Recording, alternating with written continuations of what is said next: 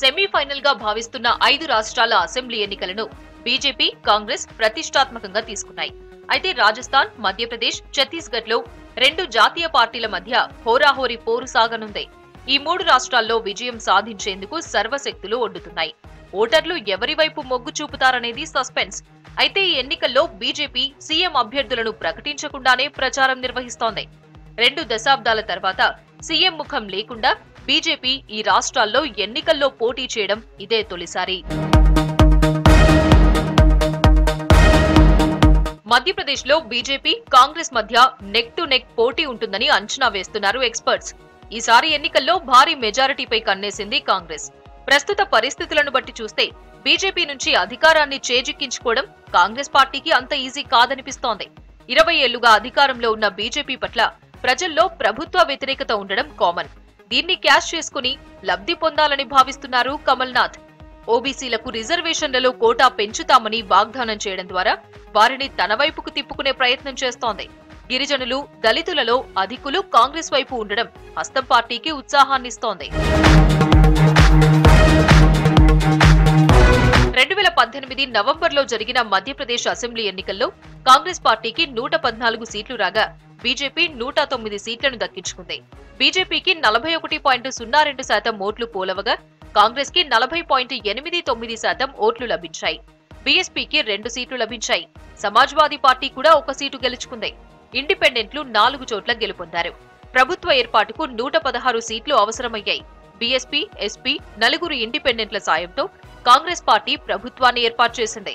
కమల్నాథ్ నేతృత్వంలో కాంగ్రెస్ ప్రభుత్వం ఎంపీలో ఏర్పడినా అది 15 నెలలు మాత్రమే అధికారంలో ఉంది. జ్యోతిరాదిత్య సింధియా తిరుగుబాటు చేయడంతో 22 మంది కాంగ్రెస్ ఎమ్మెల్యేలు రాజీనామా చేశారు. దీంతో కమల్నాథ్ ప్రభుత్వం కుప్పకూలింది. అసెంబ్లీలో విశ్వాస పరీక్షకు ముందుగానే ముఖ్యమంత్రి పదవికి రాజీనామా చేశారు. 2018 అసెంబ్లీ ఎన్నికల సమయంలో కాంగ్రెస్ ఎన్నికల ప్రచార కమిటీకి జ్యోతిరాదిత్య సింధియా అధ్యక్షుడిగా వ్యవహరించాడు. ఎన్నికల అనంతరం జ్యోతిరాదిత్యను కాదని అధిష్టానం సీఎం పదవిని కమల్నాథ్ కు కట్టబెట్టింది. దీంతో ఆగ్రహంతో రగిలిపోయారు జ్యోతిరాదిత్య. తిరుగుబాటు చేయడంతో ఎంపీలో కాంగ్రెస్ ప్రభుత్వం కమల్నాథ్ నుంచి కమలం పార్టీ వశమైంది. ఇప్పుడు మళ్లీ అలాంటి తప్పిదాలు జరగకుండా జాగ్రత్త పడుతోంది. అందరికంటే ముందుగానే కమల్నాథ్ ను సీఎం అభ్యర్థిగా ప్రకటించారు రాహుల్ గాంధీ. నగరాల్లో, మాల్వా ప్రాంతంలోనూ కమలం పార్టీకి కార్యకర్తల బలగం దండిగా ఉంది. ప్రధాని నరేంద్ర మోదీ ముందుండి ఎన్నికల ప్రచారాన్ని నిర్వహించడం కమలం పార్టీకి మరో ప్లస్. రాష్ట్రంలో ఎన్నికల ప్రచార నిర్వహణ కమిటీ కన్వీనర్ గా కేంద్ర మంత్రి నరేంద్ర సింగ్ తోమర్ నియమితులయ్యారు. 3 సార్లు లోక్సభకు ఎన్నికైన తోమర్ గతంలో 2 సార్లు ఎమ్మెల్యేగా పనిచేశారు. అయితే కర్ణాటకను చేజార్చుకున్నట్లుగా మధ్యప్రదేశ్ ను ఎట్టి పరిస్థితుల్లోనూ వదులుకోకూడదని బీజేపీ పట్టుదలతో ఉంది. ఈసారి అసెంబ్లీ ఎన్నికల్లో తోమర్ తో పాటు మరో కేంద్ర మంత్రి ఫగ్గన్ సింగ్ కులస్తే రాష్ట్రానికి చెందిన 3 బీజేపీ ఎంపీలను పోటీ చేయించాలని నిర్ణయించినట్టు తెలుస్తోంది. 5 సార్లు లోక్సభకు ఎన్నికైన కేంద్ర మంత్రి ప్రహ్లాద్ సింగ్ పటేల్ కూడా ఈసారి అసెంబ్లీ ఎన్నికల బరిలోకి హైకమాండ్ దింపవచ్చని భావిస్తున్నారు. అయితే సీఎం అభ్యర్థిని ప్రకటించకుండానే బీజేపీ ఎన్నికల బరిలోకి దిగుతోంది. బీజేపీ 79 మంది అభ్యర్థులను ప్రకటించింది. కాంగ్రెస్ ఇంకా అభ్యర్థుల పేర్లు ప్రకటించలేదు. ఇలాంటి పరిస్థితుల్లో రాష్ట్రంలో ఎవరి ప్రభుత్వాన్ని ఏర్పాటు చేయాలనేది ప్రజలే తేల్చుకోవాల్సిన పరిస్థితి ఏర్పడింది. అటు రాజస్థాన్ రాజకీయం రసవత్తరంగా మారింది. ఎన్నికల సమయం దగ్గర పడడంతో అభ్యర్థుల ఎంపిక కత్తిమీద సాములాగా మారింది. సర్వేల ఆధారంగా క్యాండిడేట్స్ ను ఎంపిక చేస్తున్నారు. బీజేపీ, కాంగ్రెస్ పార్టీలు అభ్యర్థుల తొలి జాబితాను సిద్ధం చేసినట్టు తెలుస్తోంది. కమలం పార్టీ 39 మంది అభ్యర్థులను రిలీజ్ చేసేందుకు రెడీ అవుతోంది. ఎన్నికల షెడ్యూల్ వచ్చిన వెంటనే అభ్యర్థులను ప్రకటిస్తామని చెబుతోంది. అటు కాంగ్రెస్ కూడా అభ్యర్థుల లిస్టును రెడీ చేసినట్టు సమాచారం. రాజస్థాన్ అసెంబ్లీ 2024 జనవరి 14తో ముగుస్తుంది. 200 మంది సభ్యుల రాజస్థాన్ అసెంబ్లీలో మెజారిటీకి 101 సీట్లు అవసరం. 2019లో జరిగిన ఎన్నికల్లో కాంగ్రెస్ 100 సీట్లు గెలుచుకుని మెజారిటీకి 1 సీటు మాత్రమే తక్కువైంది. బీఎస్పీతో పాటు ఇండిపెండెన్స్ అభ్యర్థులు సపోర్ట్ చేశారు. బీజేపీ 73 సీట్లు గెలుచుకుంది.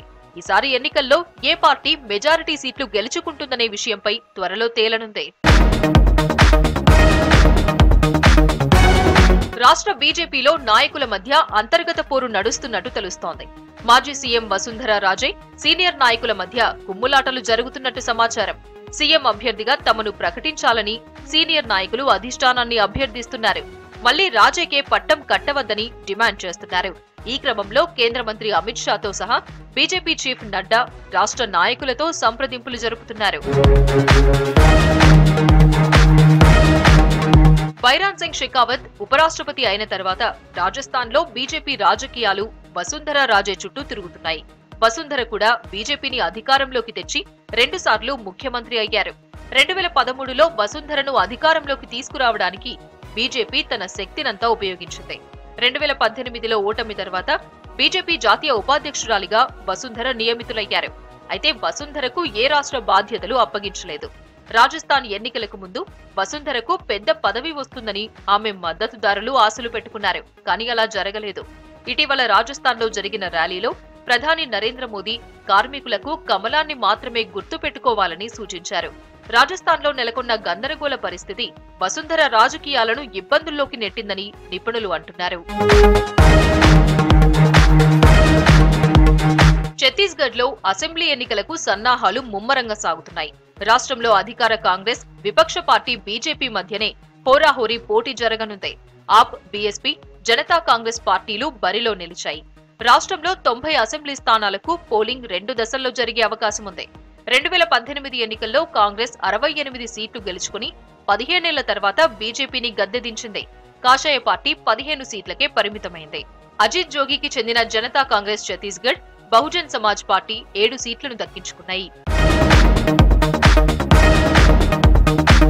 బీజేపీ ప్రచారంలో దూసుకుపోతోంది. తొలి జాబితాలో 21 మంది అభ్యర్థులను ప్రకటించింది. అటు కాంగ్రెస్ కూడా అభ్యర్థుల ఎంపికలో బిజీగా ఉంది. ఎన్నికల నోటిఫికేషన్ వెలువడిన వెంటనే మేనిఫెస్టోలను విడుదల చేయనున్నాయి. 2018లో గిరిజనుల ప్రాబల్యం ఉన్న రాష్ట్రాన్ని నక్సల్ రహిత రాష్ట్రంగా తీర్చిదిద్దుతామని, చిన్న సన్నకారు రైతులకు పెన్షన్ ఇస్తామని బీజేపీ హామీ ఇచ్చింది. సంకల్ప పత్ర పేరుతో ఎన్నికల మేనిఫెస్టోలో మల్టీ స్పెషాలిటీ హాస్పిటల్స్ ఏర్పాటు చేసి రాష్ట్రాన్ని సుభిక్షం వైపు తీసుకెళ్తామని హామీ ఇచ్చారు.